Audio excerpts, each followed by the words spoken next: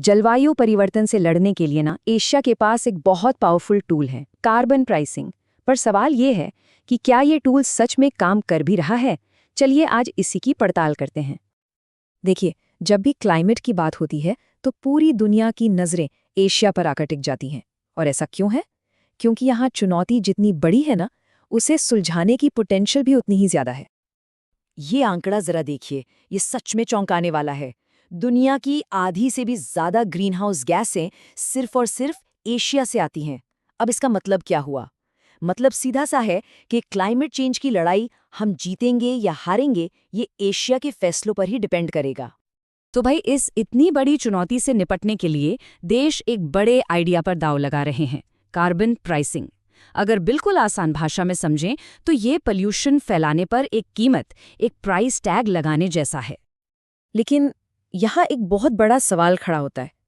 ये जो तरीका है जिसे सब अपना रहे हैं, क्या ये वाकई काम कर रहा है? और यहीं पर कहानी में आता है असली ट्विस्ट। आज एशिया में कार्बन की कीमत है $20 प्रति टन से भी कम। लेकिन सुनिए, 2030 के टारगेट पूरे करने के लिए ये कीमत होनी चाहिए कम से कम $50 और आइडियली तो $100। ये सिर्फ एक छोटा मोटा गैप नहीं है, ये एक बहुत बड़ी खाई है जो दिखाती है कि हम अपने लक्ष्य से कितना कितना पीछे हैं। तो सवाल ये है कि आखिर ये खाई बनी क्यों? इसका जवाब जानने के लिए ना हमें पहले कार्बन प्राइसिंग के टूल किट को खोलकर देखना होगा। इसके अंदर मुख्यतः 2 तरह के औजार हैं। पहला है कार्बन टैक्स।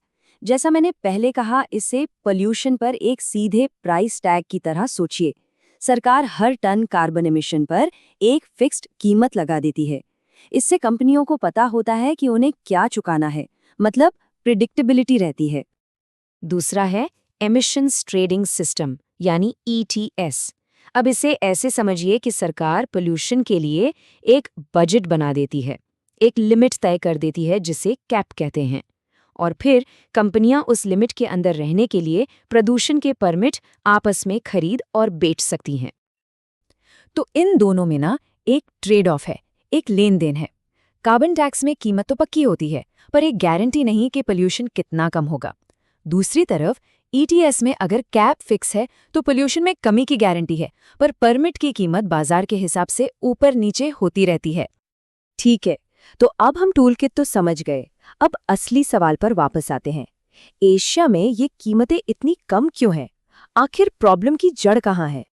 रिपोर्ट कहती है कि इसके 4 बड़े कारण हैं। और सुनिए, हर एक कारण अपने आप में एक बहुत बड़ी प्रॉब्लम है। जैसे कि प्रदूषण के परमिट मुफ्त में बांट देना, कुछ ही सेक्टरों को इसके दायरे में लाना, कमजोर टारगेट सेट करना, और सबसे बड़ी बात, फॉसिल फ्यूल पर दी जाने वाले भारी सब्सिडी। चलिए एक एक करके इन पर नजर डालते हैं। सबसे पहली और सबसे बड़ी प्रॉब्लम है मुफ्तखोरी। यकीन मानिए, एशिया में करीब 97% पोल्यूशन परमिट कंपनियों को फ्री में दे दिए जाते हैं। अब इसकी तुलना जरा यूरोप से कीजिए, जहां आधे से ज्यादा परमिट नीलाम होते हैं, बेचे जाते हैं। सीधी सी बात है, जब प्रदूषण करने का लाइसेंस मुफ्त में मिलेगा तो उसकी कीमत कोई क्यों चुकाएगा? दूसरी प्रॉब्लम है कवरेज की। मतलब कार्बन प्राइसिंग का सारा फोकस सिर्फ बिजली और इंडस्ट्री पर है, लेकिन ट्रांसपोर्ट, बिल्डिंग्स, एग्रीकल्चर, ये सारे सेक्टर जो इतना ज्यादा प्रदूषण करते हैं, वो इस दायरे से लगभग बाहर हैं। ये तो कुछ ऐसा हुआ कि हम बस एक कमरे में सफाई कर रहे हैं और पूरा घर गंदा पड़ा है। और यहाँ एक छिपा हुआ लेकिन बहुत बड़ा लोचा है। कई देशों में टारगेट टोटल पोल्यूशन कम करने का नहीं है, बल्कि पर यूनिट पोल्यूशन कम करने का है। मतलब समझिए, मान लीजिए एक फैक्ट्री हर कार बनाने में अब कम धुआं निकालती है, लेकिन वो पहले से डबल कारें बनाने लगती है। तो नतीजा क्या हुआ? फैक्ट्री तो और एफिशिएंट हो गई, पर हवा में कुल पोल्यूशन तो और भी ज्यादा बढ़ गया। और अब चौथी और शायद सबसे बड़ी विडंबना, सब्सिडीज। जरा इन आंकड़ों पर नजर डालिए। 2022 में चीन ने अपनी GDP का 12.5% सिर्फ फॉसिल फ्यूल को सस्ता रखने पर खर्च कर दिया, और कजाकिस्तान में तो ये आंकड़ा 26% से भी ज्यादा था। मतलब एक हाथ से आप प्रदूषण पर टैक्स लगा रहे हैं और दूसरे हाथ से उसी प्रदूषण को बढ़ावा दे रहे हैं। ये तो पूरी पॉलिसी को ही बेअसर करने वाली बात हो गई। तो ठीक है, प्रॉब्लम तो बिल्कुल साफ है, पर अब सवाल है कि इसका सॉल्यूशन क्या है। अच्छी बात यह है कि रिपोर्ट कुछ बहुत ही ठोस, एक्शनेबल सुझाव देती है। सबसे पहली और सबसे जरूरी सिफारिश है एक तय रास्ते पर धीरे धीरे कीमत को बढ़ाना। मतलब शुरुआत हो $15 से $25 प्रति टन से और फिर हर साल इसमें $10 से $15 की फिक्स्ड बढ़ोतरी हो। इससे क्या होगा? जब कंपनियों को पहले से पता होगा कि कल कीमत क्या होगी, तभी तो वो भरोसे के साथ क्लीन टेक्नोलॉजी में इन्वेस्ट करने का प्लान बना पाएंगी। और हाँ, दूसरा सबसे बड़ा कदम वो खरबों डॉलर की सब्सिडी खत्म करना, जिसकी बात हमने अभी की थी। सीधी सी बात है, जब तक सरकारें खुद ही फॉसिल फ्यूल को सस्ता करती रहेंगी, तब तक कार्बन प्राइसिंग का पूरा मकसद ही अधूरा रह जाएगा।